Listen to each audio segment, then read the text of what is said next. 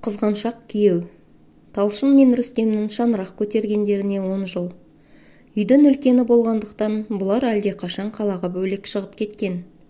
Талшын қалалық ауруханалардың бірінде балалар дәрігері, күйеуі жүк көлік жүргізушісі. Үлкен жолдарға жиі шығып, уақытының көп бөлігін жолда өткізеді. Ерлі зайыптылардың 2 ұл, 1 қызы бар. Талшын 3 баланы дүниеге әкелсе де, сұлулығы сол қалпында сақталған. Өзіне көңіл бөлуді де ешқашан ұмытқан емес. Айына 2 рет салонға бару келіншектің әдетіне айналған. 4 жылдан кейін өмірге жалғыз қыз болып келген соң ата-анасы мәпелеп өсірген. Талшын ешқашан таршылық көрмей өскен қыз болды. Универді біткен соң кездейсоқ Рүстеммен кездесіп, одан әрі екеуінің махаббаттары жарасып, отбасын құрды. Рүстемнің отбасы қарапайым, жағдайлары орташа жандар. Барды жердің қызын алған соң намысқа тырысып, қаладан ұлы мен келініне пәтер сатып алып берді. Қазір Рүстем отбасымен сол пәтерде. Жастайынан оқуға қызықпады. Ермегі көлік айдау, көлік алып сату болды. Әкесі қояр да қоймай, мал дәрігерлік оқуға түсірді. Қалаға келген соң, ол мамандық жайында қалды. Ақыры жүк көлікке жүргізуші болып орналасты. Үйелмелі-сүйелмелі ұлдары мектеп жасында. Олар өскенше болашағын мықтап жасап, қою керек деген ой әкелерінің санасында ылғи жүреді. Рүстем соңғы кезде өзгеріп жүрген сынды.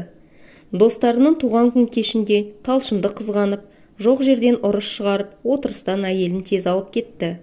Талшын күйеуінің бір түрлі мінезінен сескеніп, «Саған не болған, Рүстем?» деп Талшын күйеуіне алара қарады. «Сұрақ қойма, маған ештеңе болған жоқ. Бұдан былай үстіне жабыстырып киім кигенді көрмейтін болайын», деп әйеліне бұйыра сөйлеген Рүстем сыртқа шықты. Демалысы да аяқталып, жұмысына дайындала бастады. Әуелгі әдеті бойынша жолға шығар көлігін мұқият тексеріп, жуып, сүртіп, майын жаналады. Тұңғышы Дидар әкесінің қасында кәдімгідей қолғанат, іске пысық. Рүстемнің ұрысқанын Талшын көңіліне алмады. Мүмкін оның ойы дұрыс та шығар. Еркек сүйген соң қызғанады да, деп күйеуінің жол азығын дайындай бастады. Таң ата күйеуі тағы да ұзақ жолға аттанып кетті. Талшын әдеттегідей балаларын сабаққа жіберіп, жұмысына жиналды. Айна алдында сәнденіп, жаңа көйлегін киді. Лезде құлпырып шыға келді. Рүстемнің алып берген көйлегі өзіне сондай жарасымды еді. Талшынның жұмыстағы әріптестері де келіншектің сұлулығы мен сыпайылығына сүйсінетін. «Тіпті осы сен бетіне не жағып күтесің?» деп тамсана сұрағандар да болды. Талшынның ұстанымы: әйел бойындағы нәзіктігін ешқашан жоғалтпауы керек, деп құрбыларына да ылғи айтып отырады. Мұның қасында құрбылары ет жеңді, үлкен көрінеді. Күйеуі мұндай әйелін қызғанбай қайтсын, деп бейбі құрбысы да Талшынға қалжыңдап қояды. Бәленің бәрі Ғанидың қалжыңынан басталды. Достары кете сала, Рүстем өзін-өзі ұстай алмай ұрыс шығарды. Аздап ұрттаған сырасы да бар. Бір сөзді қайталап, әйелінің құлақ межегін құрттай жеді. Сондағы айтатыны: «Саған Ғани неге қадалып қалған? Сенен көзін алмайды. Сенде жыртындасып кетәрі емессің. Жоқ араларында менен жасырған сырларым бар ма?» деп қояр емес. Арам ойлаған күйеуіне ашуланған Талшын: «Не айтып кеттің? Қайдағы сыр? Ғанидың әдет емес пе келіншектермен ылғида қалжыңдасатын?» деп Рүстемге жауап қайтарды. Бұл сөзі күйеуінің жынына одан сайын тиіп, шыдай алмай Талшынға қол жұмсады. 10 жылдан бері алғаш зекіп қол көтергені Талшынға өте ауыр тиді. Жазықсыздан жазықсыз таяқ жегені жанына батты. Жұмысқа да көңілсіз барды. Рүстемнің кешегі қойған қойылымы естен кетер емес. Жұмысқа да зауқы соқпады. Жұмыс күні аптаға созылғандай зорға аяқталды. Үй маңындағы дүкеннен керек азық-түлігін алып, үйіне оралды. Рүстемнің ойында түк жоқ. Айда екеуі ішектері қатып, комедия қарап отыр. Үй іші жинақы. Кешегі әкелген балықтан күйеуі дәмді етіп сорпа жасап қойыпты. Талшынның көңілсіздігін сезген Рүстем лезде балалармен дастарханды жайып жіберді. Талшынға кей сәтте күйеуі 2 адамның рөлін сомдап жүргендей көрінеді. Бірі көзі ашық, көкірегі ояу, түсінігі мол, мейірімді Рүстем болса, екіншісі дөрекі, санасы таяз, қатыгез Рүстем сияқты. Рүстем оқыстан аяғын шығарып алып, жұмысын тоқтата тұрды. Енді бар ермегі үйде жатып, телефон шұқылау болды. Талшын әдеттегідей түскі асын беріп кетеді. Жата-жата іші пысқан Рүстем сыртқа балдақпен шығып, темекі тартты. Балалары сабағын оқып, өз бөлмелерінде. Қарны ашайын деді ме, сағатқа қайта-қайта қарап әйелін күтті. Талшын кешіккен соң қоңырау шалды. Әйелі дүкеннен үйге керекті заттарын алып жатқанын айтты. Жарты сағаттан соң бума-бума пакеттерімен Талшын келді. Киімін ауыстыра сала кешкі астың қамына кірісті. Ішіне ел қонған күйеуін ұйқы қысып, есіне берді. Қолына телефонын алып, бөлмесіне беттеді. Талшын ас үйді жинастырып, машинаға кір салды. Ертеңгі түстік тамағын да жасап қойды. Өзінің шаршағанын енді сезіп, душ қабылдады. Бетіне күтім жасады. Күйеуі әлде қашан ұйықтап қалған сынды. Жұмыстан бір күнге сұранып, Талшын күйеуін дәрігерге апарды. Аяғы оңалып, қан қысымы да бір қалыпқа түсіпті. Аяғы әбден жақсарған соң, Рүстем бірден жұмысқа шығып кетті. Үйде біраз жатып, шыдай алмады. Бұл жолы Астана қаласына кетті. Балалар әкелері үйде болғанына біраз болғандықтан бауыр басып қалыпты. Әкелерін жібергілері келмейді. Бәрі де сендердің қамдарың ғой, балапандарым, деп Рүстем отбасымен жылы қоштасты. Күйеуі алыс жолға шыққан сайын, Талшын оның тілеуін тілеп отырады. Астанадан балаларына базарлық пен тәттілер әкелген әкесі бәрін қарық қылды. Жолдасы Мият Ғани мен Рүстемді келіншектермен үйіне қонаққа шақырды. Жаңадан соғылған үйі, кен, жарық, іші тола шетелдік жиһаздар. Талшын бәріне де қызыға қарап отыр.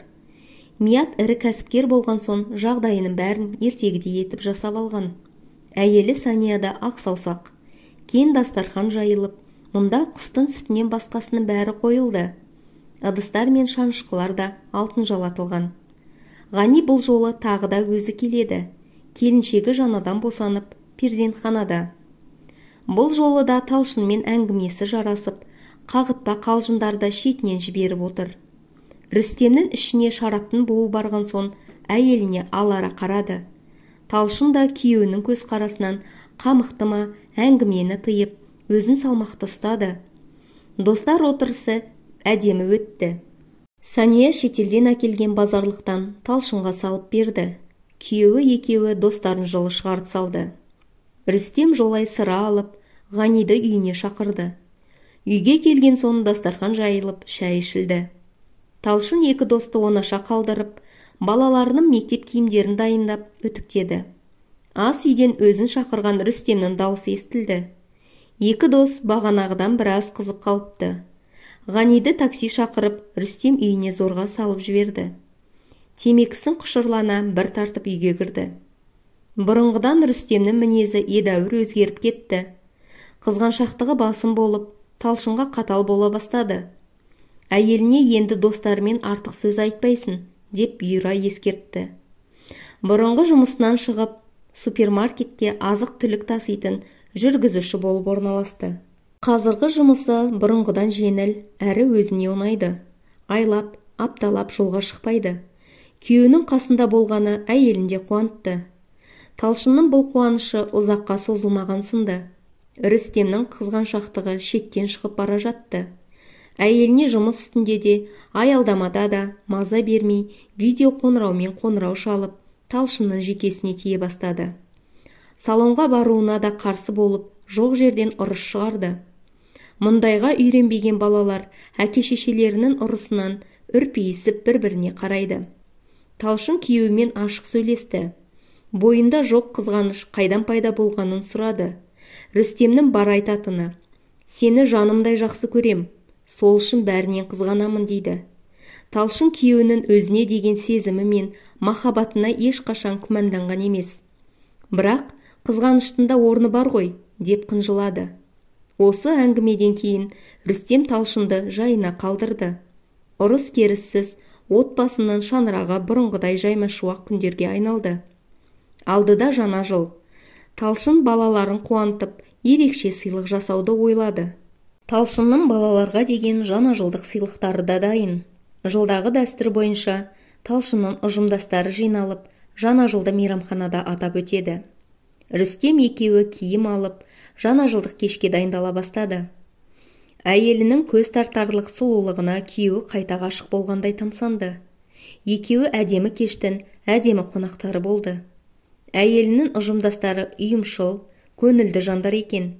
Барлығы ән салып, көңіл көтеріп, жаңа жылдық кешті керемет өткізді. Жол бойы Рүстем Талшынға қарағыштап: «Білесің бе жаным, сен өте сұлусың. Сенің қызғаншақ күйеуің сені өмір бойы қызғанып өтеді», деп әйелінің нәзік қолдарынан сүйді. Осыншама Рүстемнің көңіл бөлгеніне әйелі де қуанып, наздана күйеуіне жымиып қойды. Рүстем уәдесінде тұрып, Талшынды қанша қызғанса да, оған оғаш қылық көрсетпеді.